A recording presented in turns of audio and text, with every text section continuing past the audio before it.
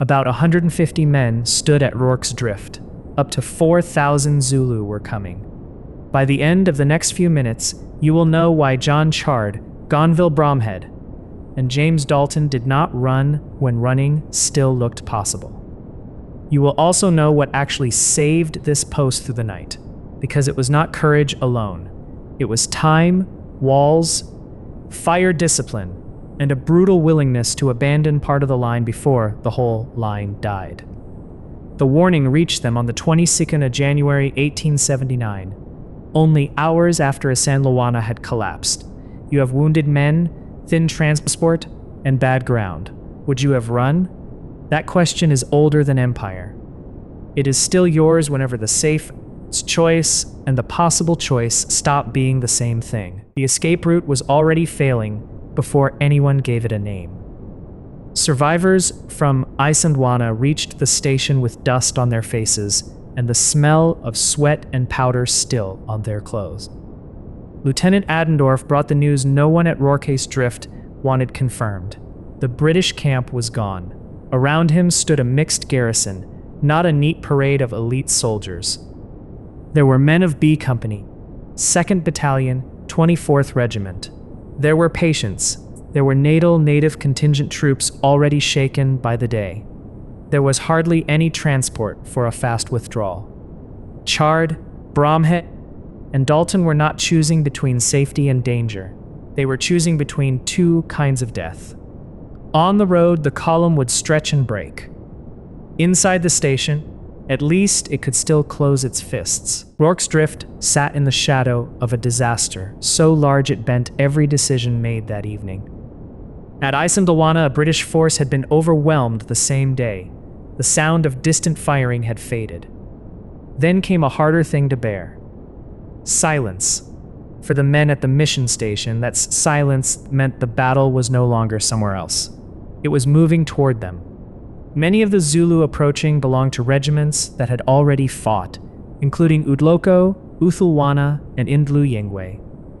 They were not ghosts or legend. They were tired, armed, victorious men, still carrying the momentum of success.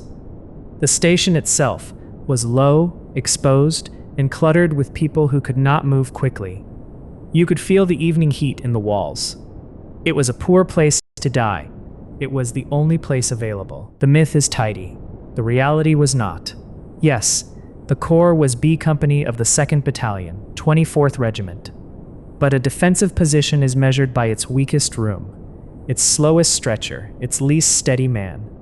Inside the post were hospital patients, convalescents, orderlies, civilians tied to the station, and men from the native contingent whose nerve had already been hit hard by the day's news. The hospital smelled of antiseptic, damp cloth, and blood gone metallic in the heat. Bandages darkened on benches. Boots scraped on hard earth. This mattered because every tactical choice was now chained to human bodies that could not march away. People later remembered the rifles. They should also remember the cots. A position like this does not hold because all are strong. It holds because the helpless cannot be left behind. Chard outranked Gonville Bromhead. Bromhead commanded the company.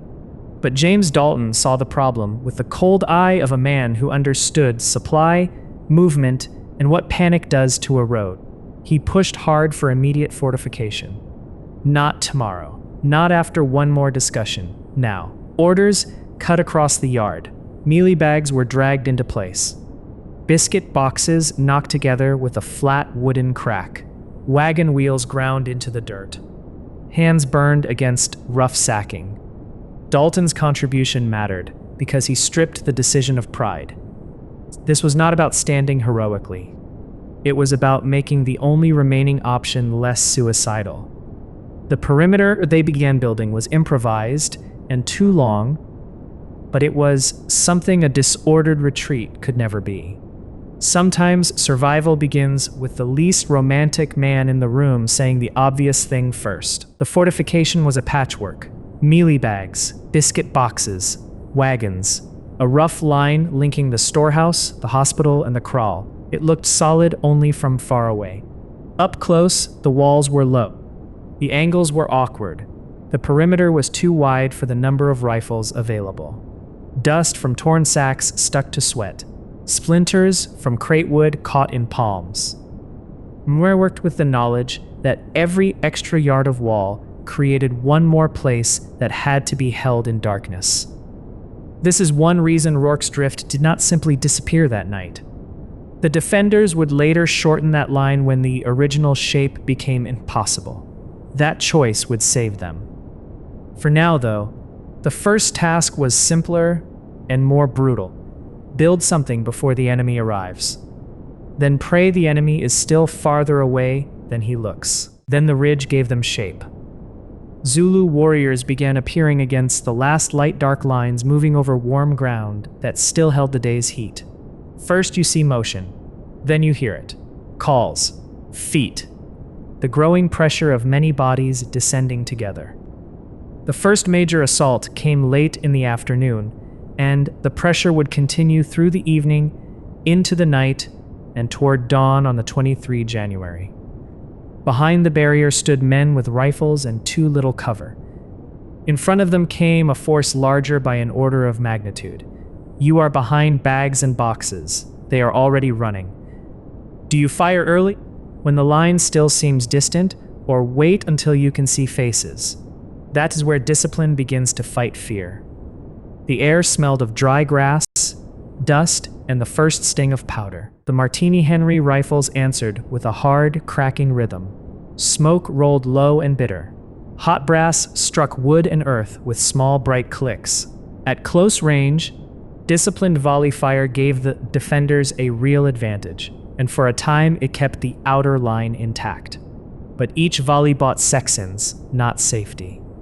The assaults kept coming, probing for weak points, bunching at walls, searching for the places where bags sagged and crates were low. Accounts from men like Chard, Bromhead, and Surgeon James Henry Reynolds agree on the essential fact. The pressure did not feel episodic. It felt continuous. You fire, you reload, you fire again. The shoulder goes numb from recoil. The throat dries from powder smoke. And still the line in front of you does not empty. It shifts, it falls, it fills again. The hospital would soon become the worst point. The hospital was where the logic of the defense began to break apart. The weakest men were inside it. The structure itself was vulnerable. Once Zulu fighters reached the walls and windows, the building stopped being shelter and became a trap. Wood splintered under blows. Askai, points thrust through openings. Smoke started to gather beneath the thatch and then thicken. James Henry Reynolds was there among the patients. Men such as Henry Hook and others around him were dragged into work that looked nothing like polished heroism. This was hauling, lifting, shoving, carrying. The heat from the roof pressed down like another enemy. Eyes watered, breathing shortened. In a narrow room, one blocked doorway can become a death sentence. The fight at the perimeter was still going on. Inside the hospital, it had become something smaller and worse. Save each man before the fire arrives. Picture it closely. A low room. Orange firelight jumping across a smoke-black ceiling. Someone brings a rifle butt or tool into the wall between rooms again and again because the door is already too dangerous. Plaster dust and ash sting the mouth. A hole opens. A patient is dragged through first by the arms, boots scraping, blanket catching on broken timber. Then another. Then another. Men like Henry Hook, John Williams, and others fought and moved in spaces so tight that every second carried two tasks at once. Hold off the attackers, then force a path for the helpless. This is the scene that survived in memory because it deserves to. Not because it was clean. Because it was not. Would you stay in that smoke long enough to go back for one more man? Outside, the rifle fire never really stopped. Inside, the walls themselves were becoming fuel. Here is the decision that often gets less attention than the hospital rescue, but mattered just as much. The original perimeter was too long. Keeping all of it meant bleeding strength into places that no longer paid back the cost. So the defenders withdrew inward, section by section, abandoning ground to keep people. A smaller line was formed around the storehouse and an inner barricade. That is not a glamorous decision. It feels like loss while you are making it. You hear enemy voices closer now. You smell burning thatch behind you because part of the post is already gone.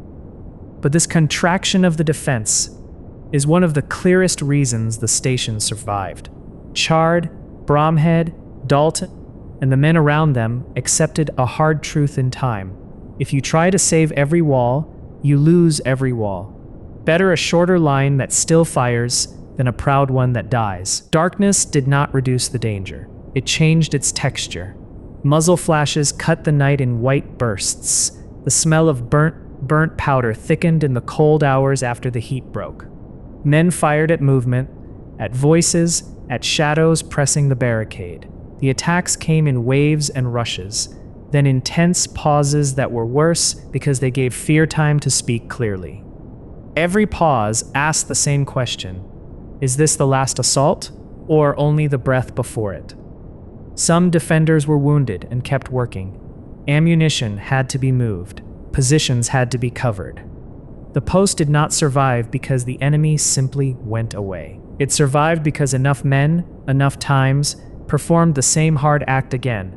Load, aim, fire, hold. Dawn would eventually show the ground. But during the night, you are fighting largely inside sound itself. By morning, the mission station still stood. Around it lay the proof of what the night had demanded. Estimates vary, but hundreds of Zulu dead were counted around the post. And British losses, though far smaller, were real and close enough to name. The defenders had held, and that fact is astonishing. But the temptation is to stop there, to turn survival into a polished emblem and leave the price in shadow. Resist that. Men had been burned out of rooms, stabbed through walls, shot at arm's length, and worked past exhaustion with powder in their throats. The Zulu who attacked had advanced again and again into concentrated fire. This is why the battle should be remembered with restraint. Admiration is earned here. So is silence.